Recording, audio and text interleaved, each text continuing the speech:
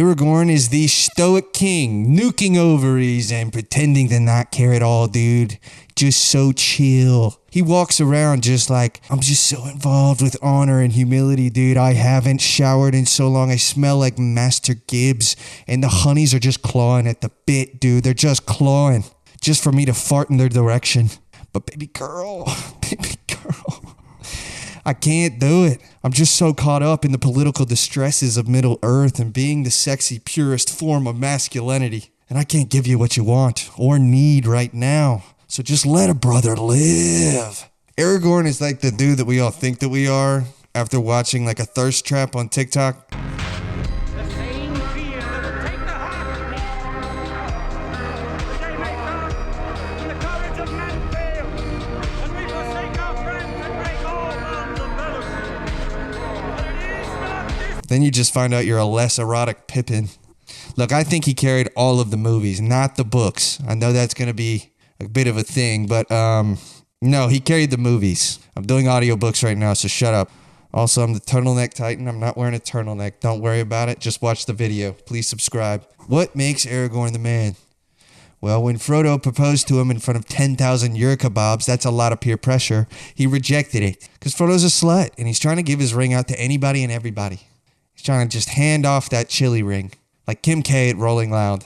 I mean, he rizzed up the hottest homeschooler in Rohan and was polite even though she almost poisoned him with a stew that probably tasted like it was brewing from Gimli's pee-pee shield. When Legolas was going off on him like a Puerto Rican thought, he did something most white men in Miami can't do. He argued back in their language and won the argument. He won. He shut Legolas up like he had $50 million on a yacht. Have another bump, sweetheart. Shut your mouth. Dude, he's just the man. Aragorn, he got freaking theoed and pumped up to die in glory with 4 words in a whisper.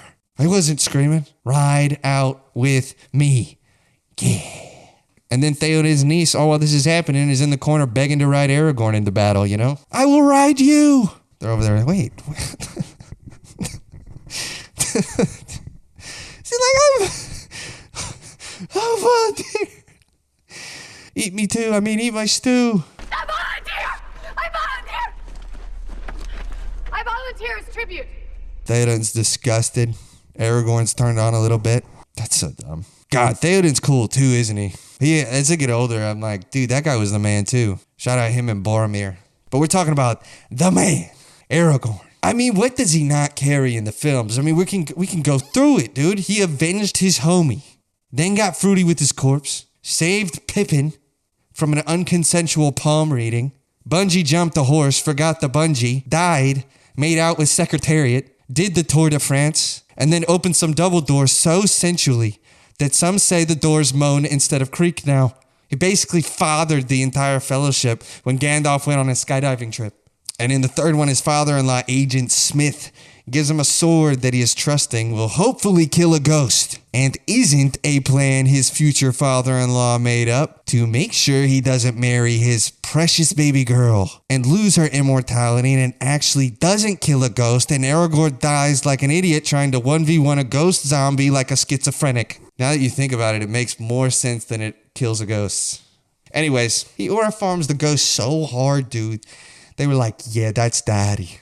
That's the new king. But you have to Indiana Jones your way out of here. Then he robs some pirates. He robbed pirates and then puts a bow on the battle. Then he rallies the troops. They head straight for Mordor. Then they go to distract for slutty ass Frodo. Then there's a local crackhead and he does the gentlemanly thing to kill it. Cries in front of his homies to show he's still vulnerable. And because he was about to do the most badass thing you could do in this situation. He cries, and then he tries to 1v1 all of Mordor, and right after crying. What a bad, oh man. Just, he's the man.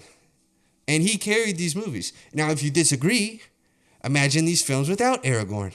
Because it still would have been good. Just a couple of bisexual little people playing gay Tetris with each other's butts in the woods. They go on a really long hike with a retired palm reader. If you just described Lord of the Rings that way, I'd be like, yeah. Where's it on? Tubi? I want it now. Legolas could have carried the coolness in some of the battles, but he's not a leader. He's a sassy Puerto Rican Katniss Everdeen. No. It would have had a huge hole in it. If it was just Frodo's adventures, it would feel more like The Hobbit, you know? Which, now that I think about it, that is exactly what the Hobbit movies are. And I like those movies, but they lack a leader like Aragorn. And I know this guy was supposed to be him, but he's not. As a young boy, this is just the bottom line. These three got me juiced to slaughter thousands of mud treks. Not these three. And even though they make the story entirely, like without it, it's not a story. But the movie was carried in the entertainment aspect 100% by Aragorn. And it falls apart at the seams if you don't have him in it. It's just The Hobbit. Which, cool, I like those movies, but they're not the game-changing trilogy that changed movies and cinema and fantasy. I'm not going to glaze it too hard, but yeah, if you disagree, fair enough. I'd like to hear from you guys. If you enjoyed the video, like it, because the algorithm will shaft me if you don't. So thank you.